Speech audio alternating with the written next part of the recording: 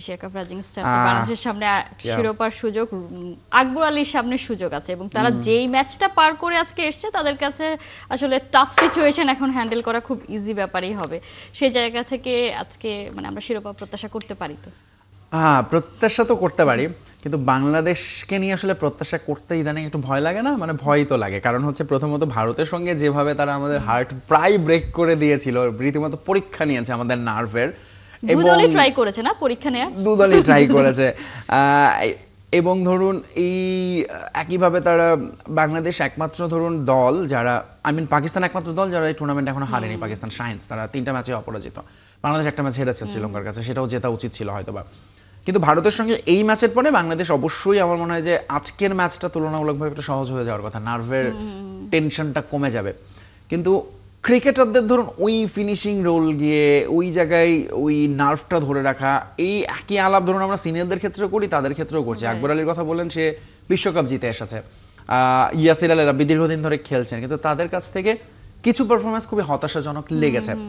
পাকিস্তান সায়েন্সের সঙ্গে আমার ধারণা যে ম্যাচটা is going to be very very tough, কারণ প্রথমত হচ্ছে যে এই দলটার যেটা বললাম বেশ কিছু সারপ্রাইজিং এলিমেন্ট আছে এবং তারা টুর্নামেন্ট এখনো হারেনি। বিশেষ করে ধরুন তাদের যে টপ অর্ডারের ব্যাটসম্যান আছেন সাদ, তাকে খেলা না, সাদ হচ্ছে বোলার, কিন্তু আরেকজন ব্যাটসম্যান আছেন তাদের নাজাকাত এরকম একটা নাম, সে হচ্ছে এই টুর্নামেন্টের সবচেয়ে হাইয়েস্ট এখন পর্যন্ত টপ রান গেটারের 2-এ আছে, স্ট্রাইক রেট অনেক বেশি। তাদের সঙ্গে বাংলাদেশের আজকে আমার মনে হয় যে এই টুর্নামেন্ট জেতা না জেতাটা বড় কথা না, বাংলাদেশ ফাইনাল খেলছে।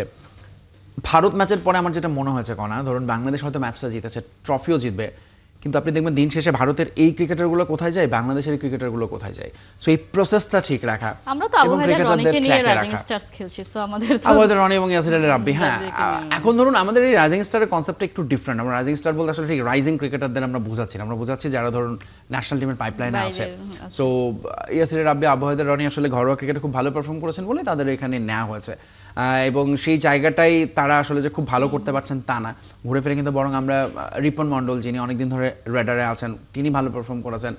এখন হয়তো ভালো করছেন সোহান ভালো করছেন, হাবিবুর রহমান সোহান, জিসান, এবং আমরা ধরুন এখন যাদেরকে নিয়ে কথা বলছি তাদের মধ্যে আরেকজন আছে ধরুন মেহরুব, খুব ভালো করলেন, জাওয়াদ আবরার খেলছেন।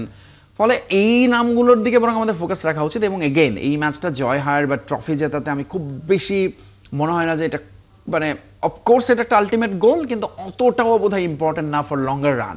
বাংলাদেশের জন্য ইম্পর্টেন্ট হচ্ছে এই ক্রিকেটারগুলোকে এই প্রসেসটা ঠিক রেখে তাদেরকে ধরুন রেগুলার আরেকটু বেশি খেলার সঙ্গে ইনভলভ করা, তারা যেন ন্যাশনাল টিমে আসার আগে ওই প্রপার টাইমটা পায়। ধরুন এই টিমের হয়ে আরও কিছু সিরিজ, দেশের বাইরে খেলা, লঙ্গার ভার্সন খেলা, তাদেরকে প্রপার রেডি করে রাখা, যেন আমরা সত্যিকার অর্থে যে ব্যাকআপ পাইপলাইন বলি, সেখানে যেন এই ক্রিকেটারগুলো একসময়